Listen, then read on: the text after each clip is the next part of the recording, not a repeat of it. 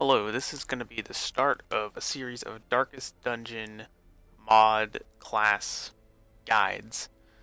I play on Blood Moon, usually on Highlight. Sometimes I'll suck and forget torches, or I'll play on No Light for specific trinkets, but generally this is on a Highlight playthrough. Either way, the tips should work the same. The first class we're going to be looking at is the Inquisitor, which is probably one of the strongest classes in the game, I think. It makes the Jester look like shit. It makes a lot of other classes that have subpar abilities really shine, especially other modded ones that tend to play off aspects that work well in theory but not as much in practice. So, starting with his stat block, you have 46 HP, which is a tiny bit above average, but not enough to really comment on. You have 30 dodge, which is above average, but dodge, especially on no light, isn't very good because everything has such high accuracy that your 30 dodge turns their 125 accuracy into 95 accuracy, so they're still really just going to hit you anyway. You have 6 speed, which is below average and is not good. This needs to be itemized. You need to have this guy going first as much as you can, which is why I've locked On Guard and then Hasty, which I believe is that's a modded modded quirk, but still, any speed you can get on this guy is what you need. 6 crit is really bad, but his damage is really bad, so this doesn't really matter. You're not going to be getting 40 damage crits with this guy no matter what. You probably get like a 15 maybe. You're saying, oh, how's that going to work? He's got 9 to 14 damage. That's about average damage, except every single one of his skills has a minus damage multiplier on him, so it's really more like 5 to 7, 8 damage, which is really bad. Looking at his stun percentage at 105, this is above average, and that's really good. This guy needs to be acting, because he's so damn useful that you don't want him stunned. Blight percentage is a little bit below average, bleed percentage is about average, debuff percentage is above average. 105 move resist is noteworthy because he has to be in the front 2 positions and he can't move himself forward with any of his skills. So not being pushed is really good. 80 trap disarm is average and it's not good. You're not going to want to disable traps with this guy unless you really have to.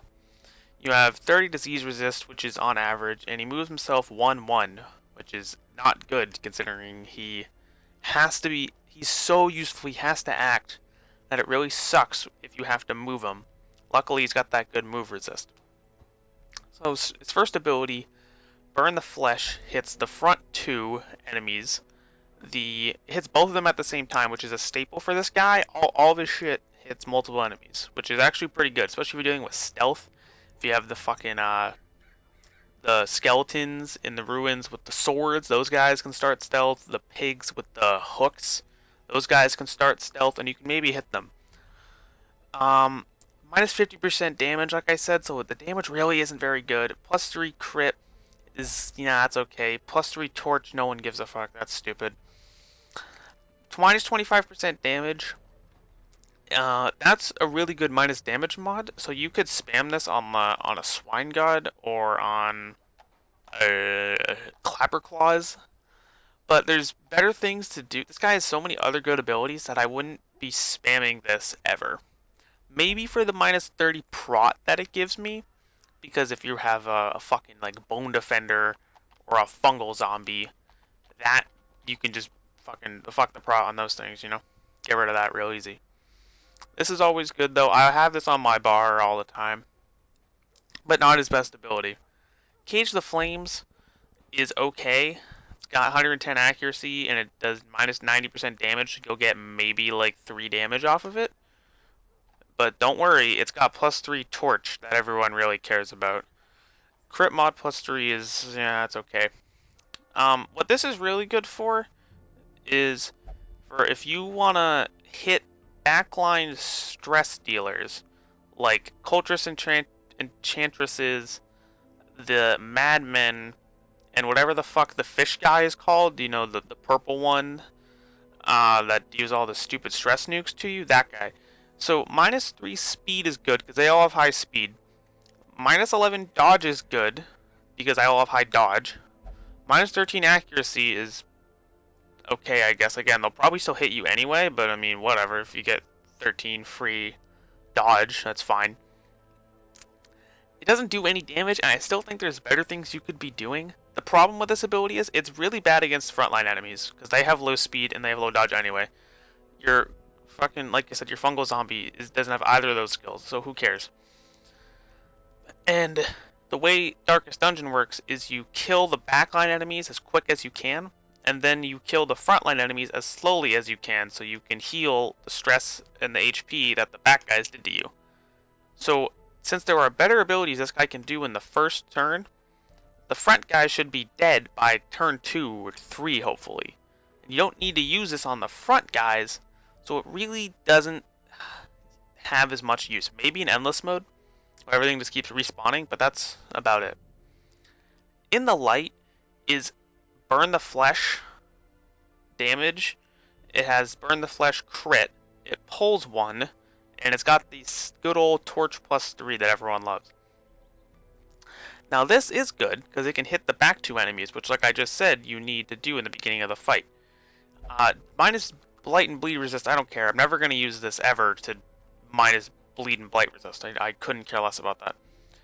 But the problem is, with the minus 50% damage, you're doing 5 to 7 damage, which really isn't that good. And then pulling them, I guess, is nice, but we're just about to see with Raise the Alarm, which is probably the second best fucking skill this guy has, maybe the first. This pull 1 isn't actually as good.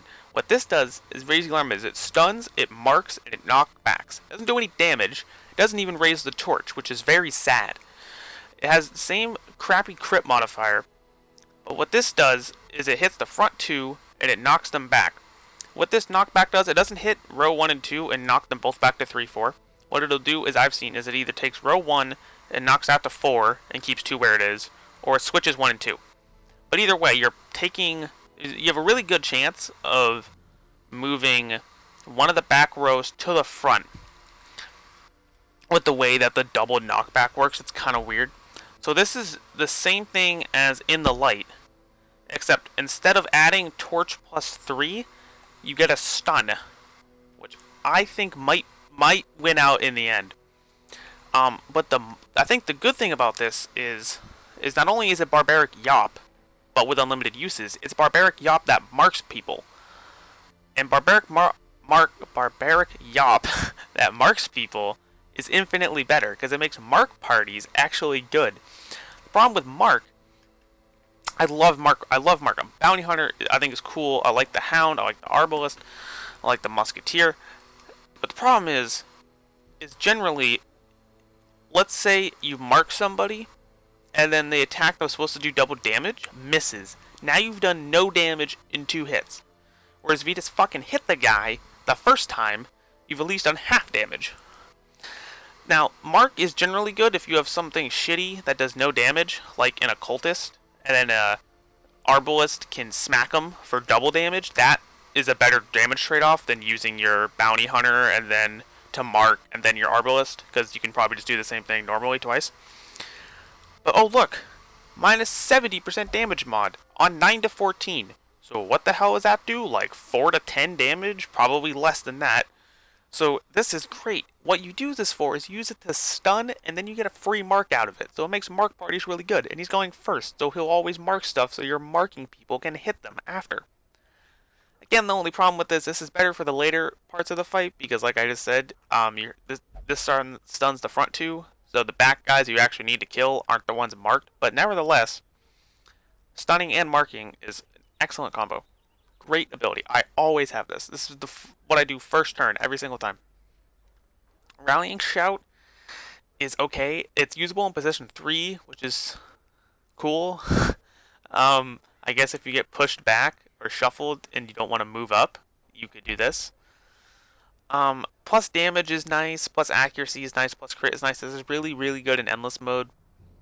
Healing received is cool too, but that would be better for somebody else. His healing isn't actually that great. I guess the thing is, this isn't good enough to where I'd want to use it over Burn the Flesh, Raise the Alarm, or his heal. So I almost never use it.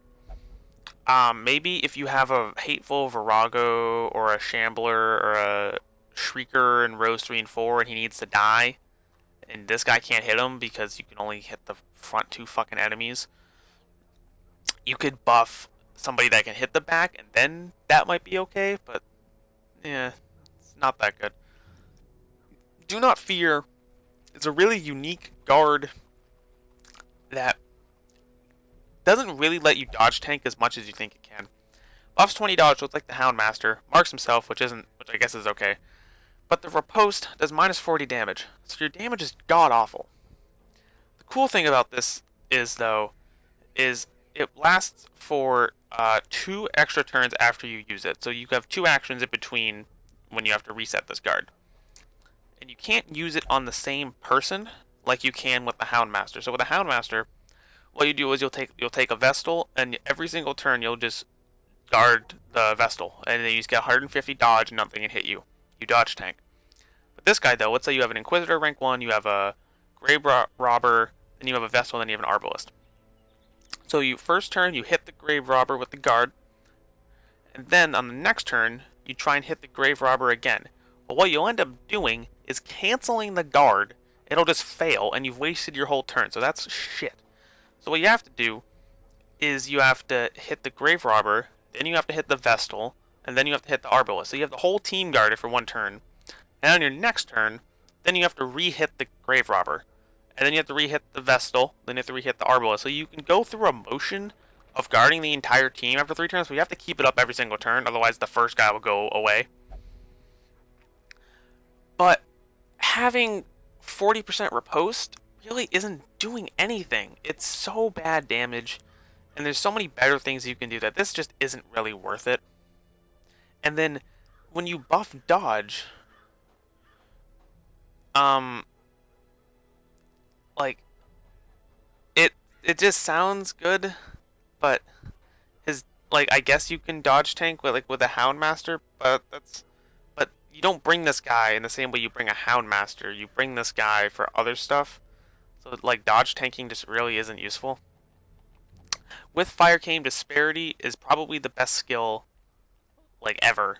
This makes the Jester fucking useless as a stress healer. So it heals 4 to 3 or 3 to 4, which is good enough to get people off Death's Door, which is all that matters. You don't and you're going first, so everyone's off Death's Door. Doesn't cure them, but whatever. Then your healer can actually do real stuff after.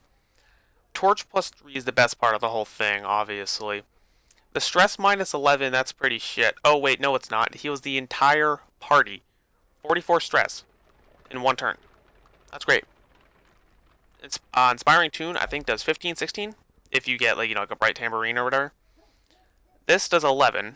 I wouldn't itemize them for stress healing because it just does so much anyway. But holy shit, that is so much stress. You just heal everything. You are a stress healer, and you're a stunner. You're a secondary healer, and you're sort of a damage dealer, kind of. You could say doing damage by reducing prot. This guy's kind of like everything. Damage dealer in the sense you make other people do damage. I don't know. So this is a great ability. I always have this. Going on to his camping skills, they're pretty good for the most part. Nighttime Ambush costs 3. It's really good. Monster Surprise, I don't really give a fuck about that. But Nighttime Ambush for 3 is amazing. So I always have this. Fireplace, this is, I think a Jester has the same ability. 10 stress, minus 15% stress received. That's pretty good. It's like the fucking 8 food buff for 3, which could probably be better spent elsewhere, but I would use that. Cauterization is really good for the disease resist. Remove Blight Bleeding, I don't really care about that. But remove disease on yourself and somebody else, now that's really, really good, especially for time cost 2. Doesn't buff disease resist, but at that point you could, I don't really care. I always just remove diseases anyway, so I don't really care about that too much. But that's really, really good if you don't have to spend the week and the whatever 750 gold in the sanitarium for it. So I always have this. Take My Part. Minus 3 speed on self is horrendous. It needs to be burned off with herbs immediately. You have to do that. Plus 2 speed, plus 10 accuracy is really good if you have a slow party. I like to itemize for speed, especially with all the modded trinkets I have. I have so many speed trinkets that this doesn't actually come out as useful as one would think. It does make rallying shout a little less useful because if you're buffing 10 accuracy here and you have accuracy trinkets, 13% accuracy, which is maybe arguably the best part of rallying shout, gets less useful. So you could take this if you have a slow party. I would probably take encourage, just because everything else, the stress here is 3, maybe just 1 to 2. Like, you know, that's okay. For abilities, I always have Burn the Flesh, just for at least some damage, and then the prot's really good. I have Raise the Alarm all the time, and I have the Heal. These last 4 abilities I think are equally, like, okay. I'm not going to guard anybody, because my damage is fucking awful. I'm not going to use In the Light, because I can't, because the damage is so fucking bad. In between stunning half the team, healing everybody, and making the Jester look like the clown that he is, or minusing Prot, doing 7 damage to like a fucking grouper in the back isn't worth it, especially when you can just pull that grouper to the front with Raise the Alarm and stun people while you do it. This ability is pretty bad. This is okay. Like, maybe use this. I'd use that in endless mode. Probably use this, honestly, because it can hit the back rows anyway, and the minus dodge, minus speed. I don't know. I would just go with 3 abilities if I had to. I don't even care. It really kind of depends. Maybe this if you really need to do damage. It's like whatever. If I'm gonna itemize this guy, I want speed. This is from a Homunculus boss mod. It's in the ruins. This is level 3 fight. It's not bad. 5 speed's really damn good. So now I have that's 11. I have 15 speed on the first turn. Great. Always going to go first, and you can always stun and mark people first. That's really, really awesome. 10 dodge is okay. Your dodge is alright. I guess you can dodge tank if you have the riposte, but there's just better things. Problem is this. The problem with these 4 abilities is there's better things you can do than any of them. Constantly. You just stun mark, or you stun minus prot, stun minus prot, stun minus prot, or you stun, remove everybody's stress and heal and torch +3. Like, you don't need these abilities, is the problem with them. So I don't have to itemize for fucking like any of these. But you have to itemize. What you do have to itemize for is stun percentage. So I have, what the hell is this? Sun King? Yeah, I don't even know what the hell this is from. 35% stun chance if torch is above 75. If I'm playing on the light, I would use, there's like a shield. Yeah, shield, 15% stun chance. You could probably find something else that buffs stun chance. You know, you got mods, you can do that. I believe in you. Then I would buff accuracy, because you have 105 accuracy, which definitely isn't good enough on low light. Stuff's going to start dodging. Where the fuck is it? Yeah, this thing, the Pizzicato box, great Madmen trinket. +1 speed, which is good. 10 accuracy is good. Crit, I don't care about, because his damage is shit anyway. Stress damage received, I don't give a fuck about, because he can just remove it all. So this is typically what I would run on an Inquisitor every time. What I would do is I would put him in position 1, or 2, I guess, probably 1, and then I would always raise the alarm first, and then you could probably double stun with raise the alarm. What you end up doing is you hit the front 2, you move one of them back, then you have a new guy up front, then you stun that guy on the second turn, and you could actually maybe get a double stun, because this is 140 plus 35, that's 175. Against, if someone has like 80 and you have 130, you have like a 35% chance. That's like okay, considering you do that or you do 8 damage. I would rather take my chance at stunning them and do 4 damage. Really, it's not much of a difference. And then I would just, once you can't stun them, then you do burn the flesh, or then you do the heal, and then you just rinse and repeat those 3 skills, and then you win every single time. This guy works with basically every single party. There's really no downside. I would never not take an Inquisitor if I don't have to. The main reason why I don't take Inquisitors is because I only have 1 in my roster. That's a really good problem to have, is I can't use them because I only have 1. So he gets a strong rating from me. I don't think he makes so many other parties good. All these mark parties, he makes them really awesome. So use the Inquisitor, download it. It's by Spyboy. Spyboy has some really good mods. This and the Crow, I think, are two really strong ones.